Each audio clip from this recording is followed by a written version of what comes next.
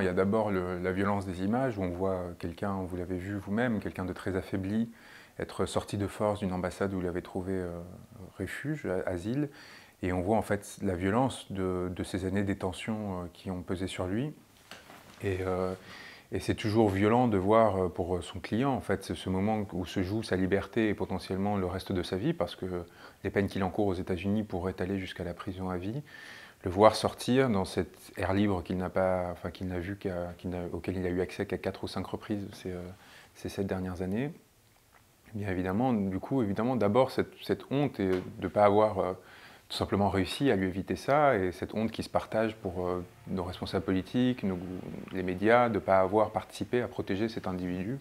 Il m'a dit, moi j'étais parti faire mon doctorat en droit à Yale, et il m'a dit, Juliane.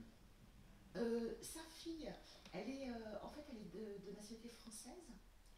Et là, cette fois, la pression était trop forte, les intérêts trop importants, et face à une puissance comme celle des États-Unis, il est très très difficile de faire valoir vos droits lorsque ceux-ci ont décidé de vous accuser et de vous détruire, parce que ce qui se joue avec Julian Assange, c'est évidemment la tentative de destruction d'un homme, une sorte de vengeance, et pas du tout quelque chose qui aurait rapport avec le droit ou la justice.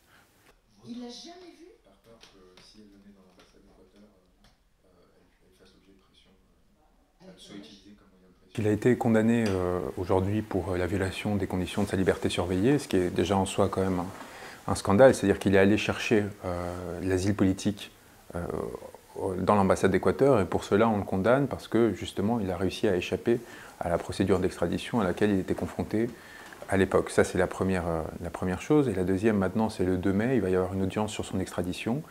Les faits pour lesquels il est poursuivi actuellement, je pense de façon intéressée, ont été réduits à des crimes de piratage informatique, de façon à ce que la peine à laquelle il est confronté aujourd'hui ne soit que de 5 ans. Mais à notre avis, il s'agit d'une stratégie des États-Unis de façon à le faire venir sur le territoire américain, et donc justifier en fait que l'extradition ne pèse pas de façon excessive sur ses droits, de façon à ensuite aggraver les peines qui lui seraient potentiellement incriminables, enfin qui lui seraient potentiellement infligées.